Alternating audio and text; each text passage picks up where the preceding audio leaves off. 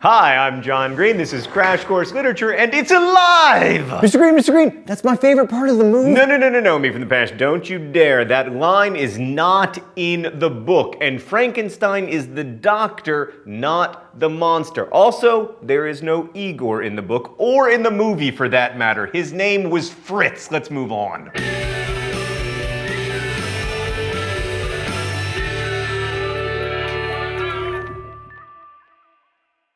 So way before you actually read Mary Shelley's Frankenstein, you probably heard about it. I mean, the novel's almost 200 years old now, but we can't seem to get away from its story and its ideas. It's been adapted into plays and books and comics and more than 100 movies, from your classic Boris Karloff picture to Blackenstein, Frankenstein meets the space monster, the erotic rights of Frankenstein, and of course 2013's I, Frankenstein, which is a resounding 4% fresh on RottenTomatoes.com. By the way, I wanted to blow Crash Course's entire budget on licensing the erotic rights of Frankenstein, but Stan said we couldn't. Anyway, after all those experiences with the story, reading the novel is kind of surprising because it opens not with the story of Victor Frankenstein, but with a series of letters from an Arctic explorer. Also, the monster, who as previously noted is not named Frankenstein, he doesn't have a name. That's really important actually. But he's a pretty articulate guy. I mean, he reads Plutarch's Lives and Paradise Lost. He's better read than most of us. So genre-wise, Mary Shelley's Frankenstein's kind of a triple threat. I mean, it's often recognized as the first work of science fiction, it's one of the greatest horror novels ever, and it's often called the greatest capital R romantic novel. I mean like Lord Byron romantic, not Danielle Steele romantic. You know, the idea that emotions like awe and terror and horror, the modern emotions, can be the center of an aesthetic experience. Also Percy Shelley romantic, which reminds me to talk about Mary Shelley's biography. Mary Shelley's father was an anarchist author, and her mother was Mary Wollstonecraft, a famous early feminist who died just 11 days after Mary was born. Her mother's death was a huge influence on Mary Shelley, and if you're into biographical readings, then you can look at Frankenstein as a story of a monstrous and disastrous birth. Anyway, when Mary was 14, Percy Shelley, one of the great lyric poets of the age, came to visit her father after being thrown out of Oxford for writing a pamphlet on atheism. Percy Shelley was already married, but 2 years later, when Mary was just 16, they eloped to the continent along with Mary Shelley's stepsister, Claire Claremont. Are these names made up? By then, Mary was already pregnant with their first child, so it's 16 and pregnant, the British Romantic Literature edition. So a couple years later, Mary... Oh, it must be time for the open letter, because my desk just moved. An open letter to Percy Shelley's heart. Metaphorically, you were complex. I mean, after you fell in love with 16-year-old Mary Shelley, you repeatedly threatened to commit suicide, even though you were already married to a different person named Harriet. After leaving Harriet for this teenager, Mary, Harriet would go on to commit suicide while pregnant with Percy Shelley's child. And another woman who was in love with you, Mary Shelley's half-sister Fanny, also committed suicide. But I want to talk about your literal heart, Percy Shelley, because when you drowned in a sailing accident, your friends burned your body and were stunned to see that your heart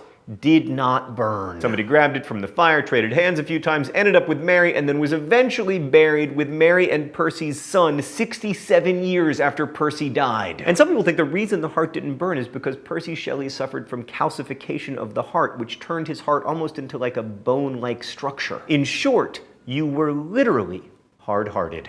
Best wishes, John Green. So a couple years later, Mary Shelley, Percy Shelley, Claire Claremont, Lord Byron, with whom Claire was having an affair, although who wasn't having an affair with Lord Byron, and Byron's doctor were all hanging out in Geneva. And despite all the wakes and chocolate, Geneva was pretty boring, and also the weather was unrelentingly terrible, so there was nothing to do all day except sit around reading creepy German ghost stories. So naturally enough, a novel writing contest ensued. It was basically like the most productive NaNoWriMo of all time. The doctor wrote a story that would later be a huge influence on Bram Stoker's Dracula, and Mary Shelley wrote Frankenstein. She was still a teenager. It's just not fair. Anyway, in the introduction to the 1831 edition of the novel, Mary Shelley explained how I, then a young girl, came to think of and to dilate upon so very hideous an idea. She wanted to write a story that would, quote, speak to the mysterious fear of our nature and awaken thrilling horror. The idea that art could awaken that horror and awe and connect us to the broader natural world was really key to the Romantics. But she couldn't figure out how to turn those ideas into like a plot until she stayed up late one night listening to Percy Shelley and Byron discuss new developments in electricity and the possibility of the dead being brought back to life.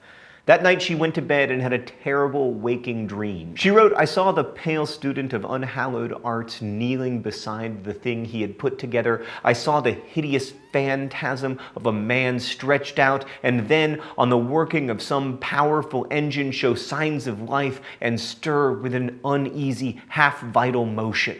Frightful must it be." Oh, it's so creepy. Anyway, that's Mary Shelley's story of the creation of Frankenstein. Let's talk about now what she created, the upshot of which is don't reanimate corpses. All right, let's go to the thought bubble. So the novel opens with the aforementioned boring letters that Arctic explorer Walton sends to his sister in England. Walton is sailing toward the North Pole when he sees a man cruising by on a dog sled. The man is Victor Frankenstein. Once upon a time, he was a nice Swiss boy with a couple of younger brothers, a dead mother, a best friend, and a cute cousin. But then he went to university and took organic chemistry and became obsessed with reanimating the dead, which is why you should never go to college. Just kidding, go to college. So eventually Victor figures out how to make dead flesh live, and he assembles this huge creature out of dead bodies and farm animal parts, hooks up the juice, and animates it. Only he's so horrified that he runs away and conveniently develops a bad case of brain fever. Rejected by his creator, the monster wanders into the wilderness where he seeks shelter and then eventually learns to read and write. The monster returns to Victor and he's like, "Look, I've done so much book learning," but that doesn't convince Victor that the monster is not a monster. So the monster becomes a real monster. He kills Victor's youngest brother, and then when Victor rejects the monster's request for a mate,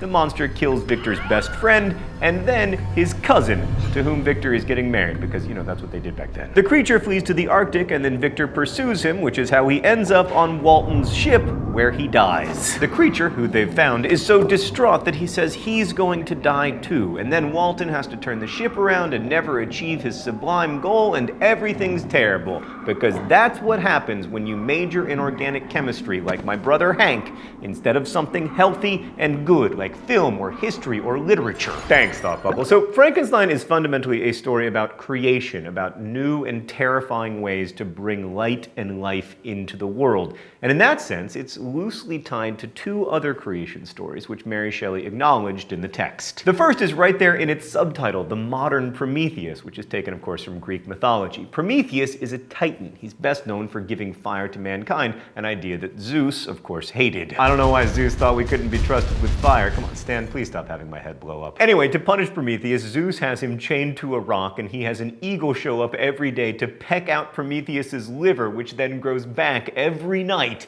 until Hercules stages the ultimate prison break. Read one way, this myth is a cautionary tale. If you overreach yourself, if you share secret knowledge, you're gonna get your liver pecked out every day. But that's not how the Romantics read it. To them, Prometheus was a hero. They saw Prometheus as a figure who never gives up, even when faced with incredible suffering. But Frankenstein has a more ambivalent relationship to the myth. I mean, you can definitely read the novel as a story about what happens when humans overstep. After all, that's what Mary Shelley says when she tells the story of her dream, that Frankenstein's creation would be horrifying because, quote, supremely frightful would be the effect of any human endeavor to mock the stupendous mechanism of the creator of the world. My God, she could write a sentence. And Victor Frankenstein is certainly punished for his actions, right? I mean, he sees the murder of his friends and family, and then he dies a tragic, icy death at the ripe old age of 25, which, for the record, high school students, is not old. But you can also read Frankenstein another way, as a celebration of ambition and superhuman effort. I mean, why is that whole Arctic explorer frame a thing? Frankenstein only begins to tell Walton his story when Walton suggests that he is willing to risk his own life and that of his crew for knowledge. So it seems like Victor is trying to share his own experience as a cautionary tale. But then, at the end, when the crew demands that Walton turn back so that everyone doesn't die, Victor is furious.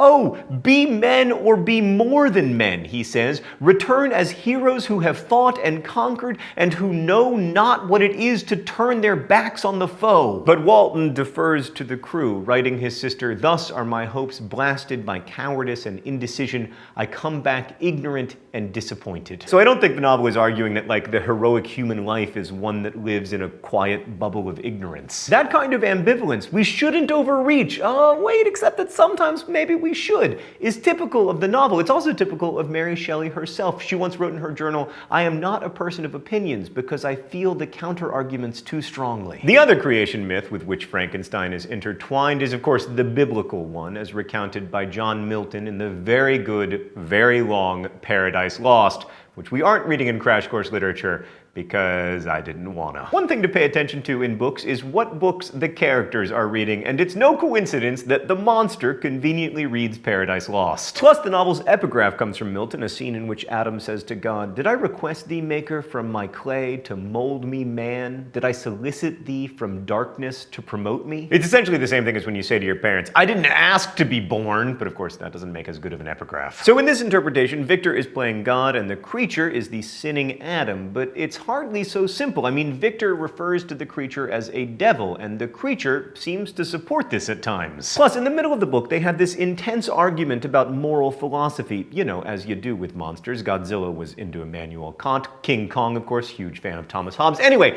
the monster says, "I am thy creature. I ought to be thy Adam, but I am rather the fallen angel, whom thou drivest from joy for no misdeed. Everywhere I see bliss, from which I alone am irrevocably excluded." It's hard out there for a monster, and it's important to remember that God did not expel Satan for no misdeed. But part of what makes this so rich is that both Frankenstein and Paradise Lost defy easy readings. I mean, Frankenstein allies the creature with Satan, but that doesn't mean that the creature is all bad. There are readings of Milton's poem that perceive God as sort of a stick in the mud, and Satan is the really interesting character who struggles undaunted despite his exile from heaven. Anyway, that was the view the Romantics took, and part of why the poet Robert Southey referred to Byron and Percy Shelley and their circle as belonging to the satanic school of Romanticism. But anyway, all these allusions to Milton bring up some pretty tough questions. I mean, does Victor see himself as God? And if so, is he a good God? Does the monster deserve his exile? Is he inherently sinful, or is sin something that God allows to enter, as in Milton's poem? Just as we wonder whether Victor and Walton should be praised or damned for their pursuit of knowledge, we have to wonder that about the monster as well. Whether we're talking about mad scientists or the monsters they create or Arctic explorers, seeking knowledge is a way of becoming human, both in the best and worst senses of the word. And to me, the great question of the novel is who's more human, Victor or the monster he's created? Next week, we'll continue our discussion of Frankenstein by examining those questions through different lenses. Until then,